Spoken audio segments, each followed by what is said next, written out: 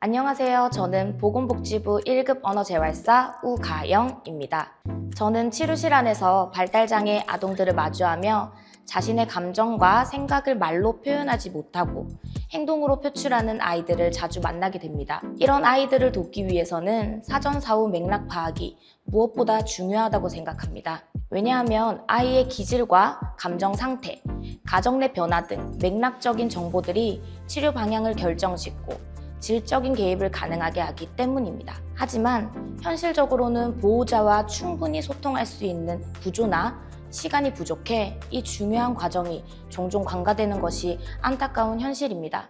실제로 컨디션이 좋지 않은 아동이 치료실에 들어왔을 때 그 전후 상황을 알지 못하면 아이가 감정을 행동으로 표현하는 것을 단순한 문제 행동으로 오해하게 되는 경우가 많습니다. 이처럼 맥락을 놓친 채 시작되는 치료는 아이의 어려움의 이유를 보지 못하게 만들고 결국 비효율적인 개입으로 이어지게 됩니다. 저뿐만 아니라 주변 치료사들 또한 이런 배경 정보를 모른 채 치료에 임할 때 큰 혼란과 어려움을 느낀다고 말합니다. 치료사로서 저 역시 이런 문제를 어떻게 개선할 수 있을지 늘 고민해 왔는데요. 어떻게 보면 정말 작은 지점처럼 보일 수 있는 이 문제를 정확하게 포착하고 해결의 실마리를 찾기 위해 노력해준 청년들이 바로 써니스콜라의 다이브팀입니다. 문제를 분석하고 답을 찾아가는 과정이 분명 쉽지 않았을 텐데 끈질기고 집요하게 질문하며 해결책을 찾아가고 있는 다이브팀을 진심으로 응원합니다.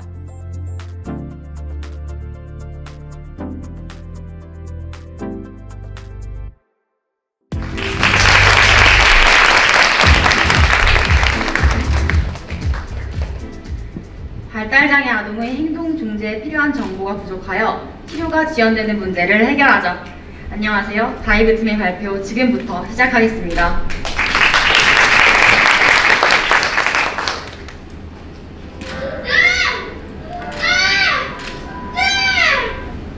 이 소리는 실제 발달장애 아동이 치료를 받는 소리인데요. 이러한 상황이 지속된다면 여러분들은 어떻게 하실 건가요? 이렇게 아이가 계속해서 우는 상황이 10분, 20분 지속된다면 치료사는 치료실을 나와 보호자님께 이렇게 말씀드릴 겁니다. 아무래도 오늘 치료는 여기까지 해야 할 것 같습니다. 치료를 중단할 수밖에 없는 치료사와 이 이야기를 들은 발달장애 아동의 보호자는 어떤 심정이었을까요? 발달장애 아동은 단순히 말이 느릴 뿐 아니라 신체적인 표현, 자기 스스로 조절하는 능력, 사회 적응 등 발달장애 전반에서 큰 제약을 받습니다. 이로 인해 사회적으로도 매우 큰 제약을 받게 되는 것이죠. 그리고 이러한 발달장애 아동은 2022년 기준 약 13만 명으로 지금까지도 계속해서 증가하고 있는 추세입니다. 이러한 발달장애인 중 71%는 발달재활 치료를 받을 만큼 치료는 그들의 삶에서 매우 중요한 요소인데요. 또한 발달장애 아동은 감각 자극을 받아들이고 조절하는 데 매우 어려움을 겪기 때문에 외부 환경 변화로부터 민감합니다. 이렇게만 말씀드리니 잘 안 와닿으시죠? 그래서 저희가 실제 인터뷰를 가지고 몇 가지 사례를 구성해 봤는데요. 한 아이는 동글동글한 밥의 식감이 촉각적 자극으로 크게 다가와서 밥 대신 매끈한 면만 먹을 수 있는 아이도 있었습니다. 이러한 발달장애 아동의 민감한 특성은 주로 말이 아닌 행동으로 표출되는데요. 파괴행동, 방해행동, 주의 분산행동과 같은 행동으로 말이죠. 그리고 이는 치료실에서도 계속되며 치료 지연 행동으로 이어집니다. 이러한 치료 지연 행동은 현장에서 반복되고 있었는데요. 실제 치료사에게 물어본 결과 86%는 최근 1개월간 발달장애 아동의 치료 지연 행동으로 인해 치료에 어려움을 겪었다고 답했습니다. 동일한 설문에서 평균적으로 14분, 즉 치료가 진행되는 시간 중 35%가 치료가 지연되는 시간에 할애되고 있음을 확인했습니다.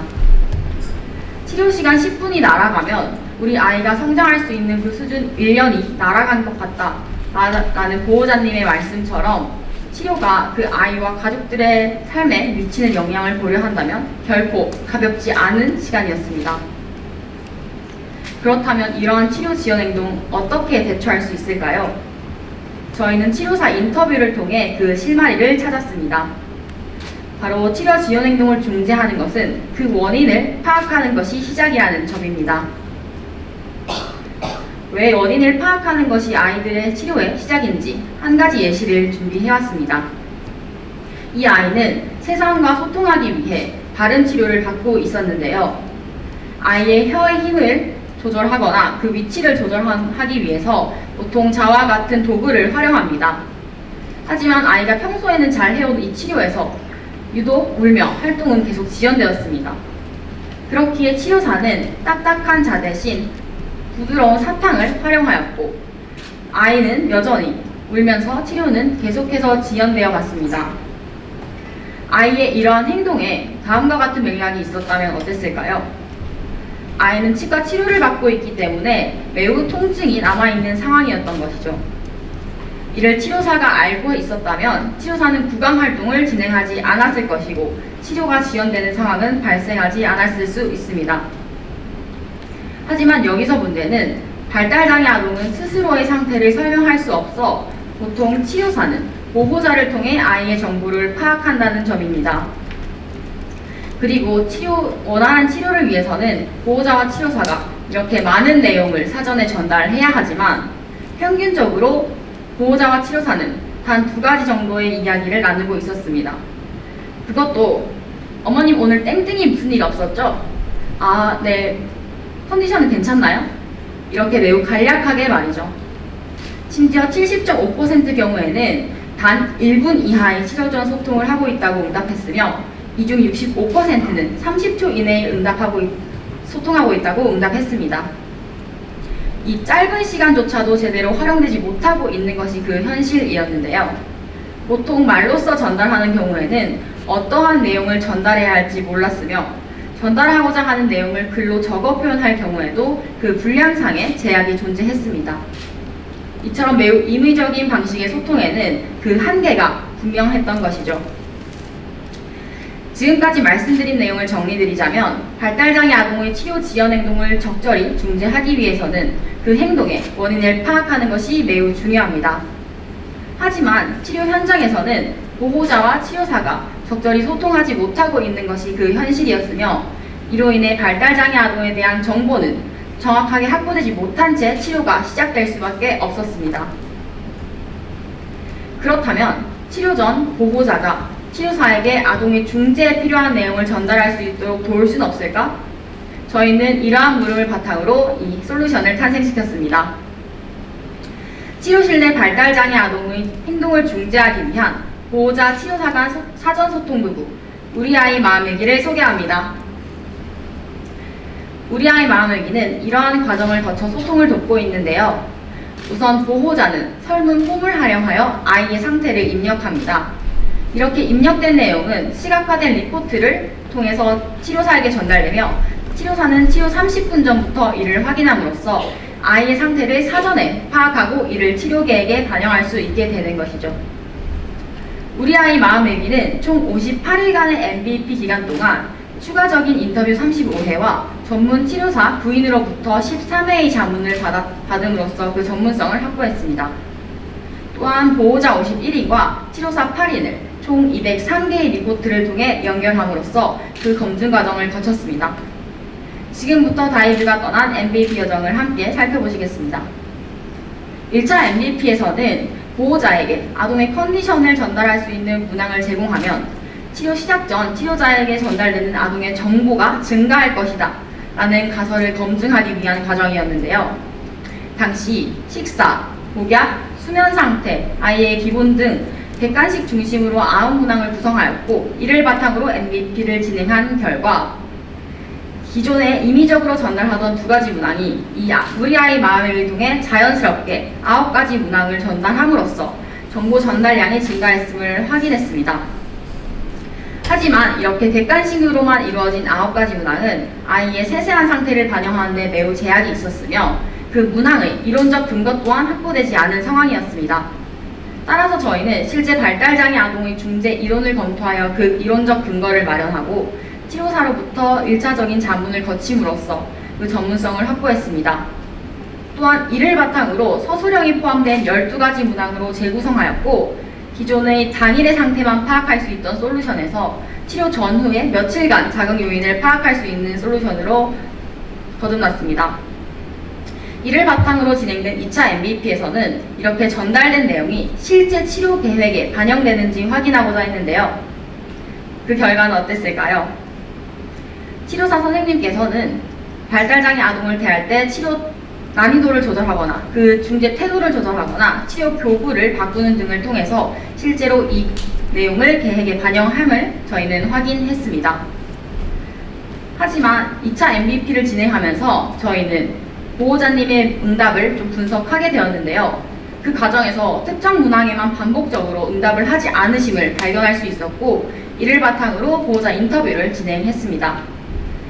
따라서 이 우측편에 보시는 것과 같이 보호자님들께서 솔루션의 그 문항 의도를 파악하지 못한 채 충분히 솔루션을 활용하지 못하고 계심을 파악하고 저희는 한 번 더 개선을 했습니다. 문항을 세분화하고 작성 가이드라인을 추가함으로써 보다 보호자님들께서 솔루션의 의도를 파악한 상태로 본 솔루션을 보다 풍부하게 활용할 수 있도록 한 것입니다. 그 결과는 어땠을까요? 실제 보호자님의 설문 내용을 비교하는 것인데요. 좌측처럼 매우 간략하게만 전달되던 내용은 양적으로도 질적으로도 매우 의미 있는 개선이 되었음을 확인했습니다. 이렇게 개선된 문항을 바탕으로 진행된 3차 MVP에서는 저희가 1차에서 검증한 보호자의 정보 전달량 증가와 2차에서 검증한 치료사의 치료 계획 변경이 궁극적으로는 발달장애 아동의 치료 지연 행동을 감소시키는지 확인하는 과정을 거쳤습니다. 이것 또한 명확히 확인할 수 있었는데요. 치료사는 아이가 가족들과 주말 동안 수영장에 다녀온 것을 전달받음으로써 아이가 매우 각성이 높고 예민한 상태임을 파악할 수 있었고, 이를 바탕으로 평소에는 자극을 가하는 활동 위주로 진행하지만 이번에는 자극을 완화하는 활동 위주로 진행함으로써 아이의 치료 지연 행동을 예방할 수 있었다는 사례를 확보했습니다.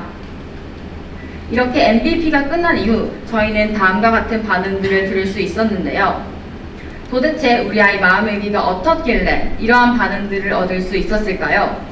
지금부터 주목해 주시기 바랍니다. 저희는 기존에 매우 임의적이고 미약하게나마 전달되던 보호자와 치료사 소통 두 가지 항목을 14개의 항목으로 증가시킴으로써 보호자의 정보 전달량은 총 7배 증가하였습니다. 그리고 이렇게 증가된 내용을 바탕으로 치료사 중 83%는 실제 치료 계획을 수정할 수 있었습니다. 그리고 이렇게 수정된 치료 계획은 실제 중재 시간을 감소시켰으며 아이에게 예방적 차원으로 접근함으로써 아이의 치료 지연 행동의 발생 횟수까지도 줄일 수 있었는데요.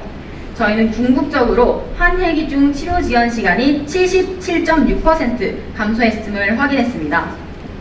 이뿐만이 아닙니다. 저희는 추가적인 효과까지 들을 수 있었는데요. 바로 치료 후에 상담에서의 이 활용도가 높아진다는 점이었습니다.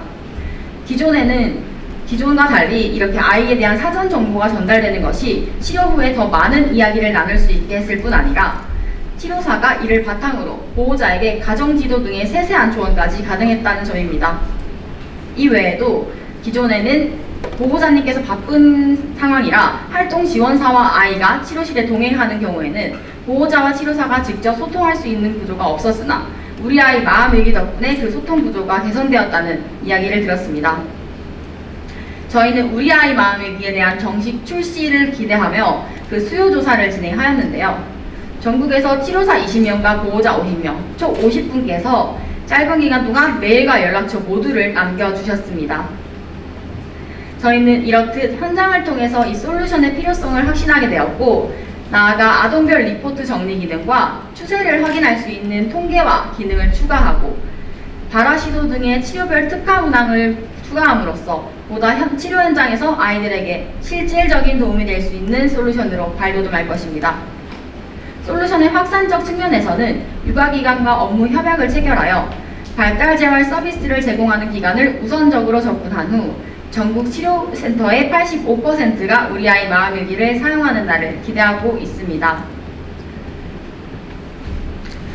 보호자와 치료사를 연결하는 다리가 발달장애 아동과 세상을 연결하는 다리가 될 수 있도록 발달장애 아동과 공존하는 사회 다이브가 그 첫걸음을 떼겠습니다. 감사합니다.